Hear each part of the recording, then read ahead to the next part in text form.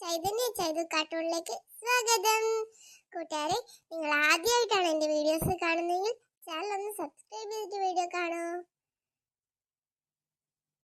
ഓ കാത്തു, നമ്മൾ എവിടെ കൊണ്ടെടുത്തിട്ട് അയാൾ എവിടെ പോയതാ?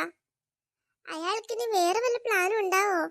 നമ്മൾ അവസാനം പെട്ടു പോവോ കാത്തു? എനിക്കൊന്നും അറിഞ്ഞൂടാ. പക്ഷേ ഉണ്ടല്ലോ, ഞാനൊരു കാര്യം ചെയ്യട്ടെ. ചേച്ചിയിൽ ഇത്ര നേരം ധൈര്യത്തോടെ ഇരുന്നേ, എന്നിട്ട് ഇപ്പൊ പെട്ടുപോകുമെന്ന് എന്നോട് ചോദിച്ചു ഞാനെന്നാ പറയാനാ? എനിക്ക് ധൈര്യത്തിന് കുറവൊന്നും ഉണ്ടായിട്ടല്ല, എന്നാലും ഒരു ചെറിയൊരു ഭയം. അയ്യോ, ഞാൻ ചേച്ചിയുടെ ഒറ്റയാളുടെ ബലത്തിലാണ് കേട്ടോ ഇവിടെ ഇരിക്കുന്നത്. അല്ലെങ്കിൽ ഞാൻ ഇപ്പൊ ഇവിടെ നിന്ന് ഓടി രക്ഷപ്പെട്ടേനെ. ചേച്ചി, എന്നെ ഇങ്ങനെ പേടിപ്പിക്കല്ലേ. ഞാൻ പേടിപ്പിക്കാൻ പറഞ്ഞൊന്നുമല്ല. നീ കണ്ടോ, ഇത്രയും നേരം നമ്മുടെ കൂടെ ഉണ്ടായിരുന്നാണല്ലോ അനർമിക. അവളിപ്പോ എവിടെ പോയി? അവള് നമ്മളെ കുഴിച്ചടിച്ചിട്ട് രക്ഷപ്പെട്ടതാണോ? അവള് നല്ലൊരാത്മാവ് തന്നെയാണോ? എനിക്കിപ്പോ സംശയം തോന്നുന്നുണ്ട് കേട്ടോ, അവള് നമ്മളെ കുഴിച്ചടിക്കാനായിട്ടാണെന്ന്. വേണ്ടായിരുന്നു, ഒന്നിനും ഇറങ്ങി പുറപ്പെടണ്ടായിരുന്നു. അവള് നമ്മുടെ കൂടെ നിൽക്കുമെന്നോർത്തല്ലേ നമ്മളെല്ലാത്തിലും ചാടി പുറപ്പെട്ടത്. അത് ശരിയാണല്ലോ ചേച്ചി.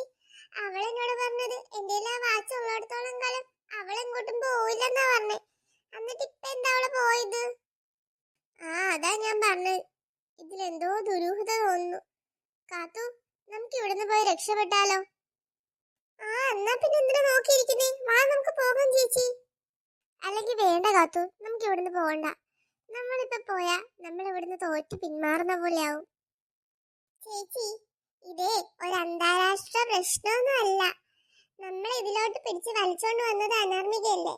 എന്നിട്ട് അവക്ക് പോലും മാറി നിൽക്കാന്നുണ്ടെങ്കിൽ പിന്നെ നമ്മളെന്തിനാ ചേച്ചി ഇതിൽ പെട്ടു പോകുന്നേ?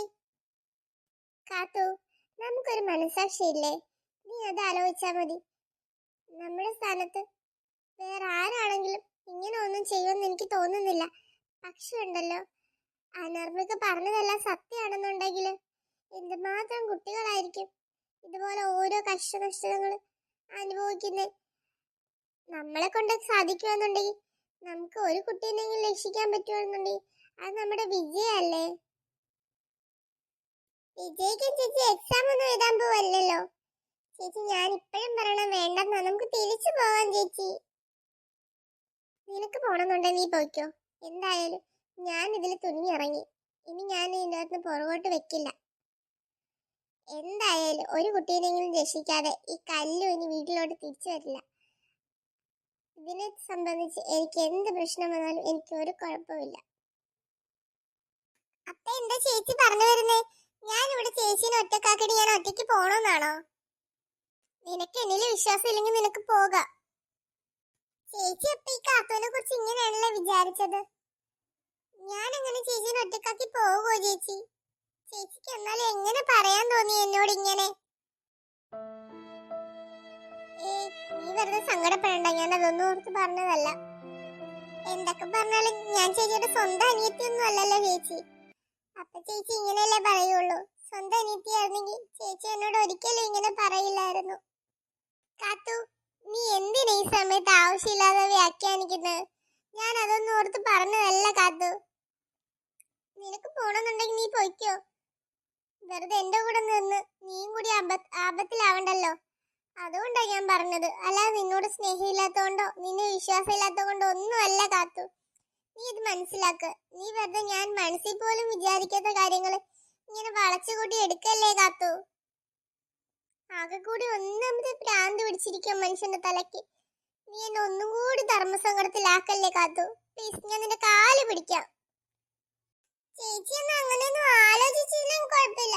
ഞാനോർത്ത് ഞാൻ സ്വന്തം അനിയത്തിയല്ലല്ലോ, അതുകൊണ്ട് പറഞ്ഞതായിരിക്കും ചേച്ചിന്ന്. ഒന്ന് പോയിക്കോണം അവിടുന്ന്. നിന്നെ ഞാൻ വേറെ ആയിട്ട് കണ്ടിട്ടില്ല. നീ ഇനിയെങ്കിലും അത് മനസ്സിലാക്കിക്കോ. എന്റെ കണ്ണൻ എങ്ങനെയാണോ അതുപോലെ തന്നെ എനിക്ക് നീയും. ഇപ്പഴാ എനിക്കൊരു സന്തോഷായത്. നീ ചേച്ചിയുടെ സ്വത്തല്ലേടി കാത്തുസേ, എന്റെ ചക്കര ചേച്ചി. മക്കളെ, സോറി കേട്ടോ, അങ്കിളിന് പറഞ്ഞ സമയത്ത് എത്താനായില്ല. എന്നാ നമുക്ക് പോയാലോ? ഞങ്ങൾ കുറച്ചു നേരം കൂടി ഇവിടെ ഇരിക്കട്ടെ അങ്കിളെ, അത് കഴിഞ്ഞിട്ട് പോകാം. അങ്കിള് ഞങ്ങക്ക് 2 ഐസ്ക്രീം വാങ്ങിച്ചോണ്ട് വരാവോ? ഓ അതിനെന്താ, അങ്കിള് വാങ്ങിച്ചോണ്ട് വരാം കേട്ടോ. നിങ്ങൾ ഇവിടെ ഇരിക്കേ. കാത്തു, നീ എന്തിനാ ഇപ്പൊ ഐസ്ക്രീം ചോദിച്ചത്? ചേച്ചി, അത് പിന്നെ വേറൊന്നിനും വേണ്ടിയല്ല ചേച്ചി. ഞാനെന്നേ അനർമികേനൊന്ന് വിളിച്ചു നോക്കട്ടെ. അവളും കൂടി ഇല്ലാതെ നമ്മൾ എങ്ങനെ പോകും? ഒരു വിശ്വാസത്തിന് അവളെ കൂടി ഒന്ന് വിളിച്ചു നോക്കാം. ഓ മണ്ടി, വിശ്വാസത്തിന് വേണ്ടിയിട്ടല്ല, ഒരു ധൈര്യത്തിന് വേണ്ടിയിട്ടാണ്. നീ വിളിച്ചു നോക്ക്. Anarmika, please come in. Anarmika, please come in. Anarmika, please come in.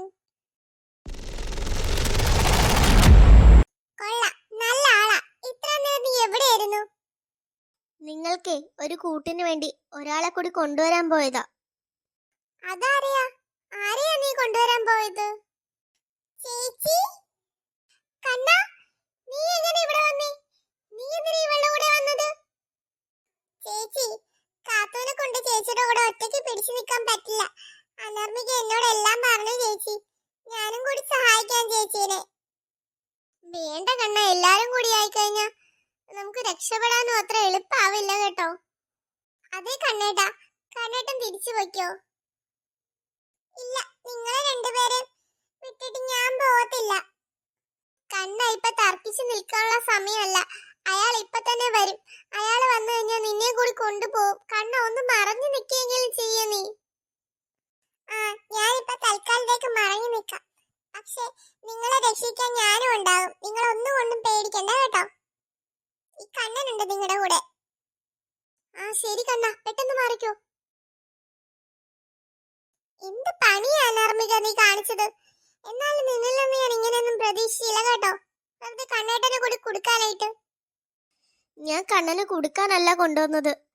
അതിന്റെ പുറകില് വേറൊരു ഉദ്ദേശം കൂടി എനിക്കുണ്ട്. എന്തുദ്ദേശം ഉണ്ടെന്ന്?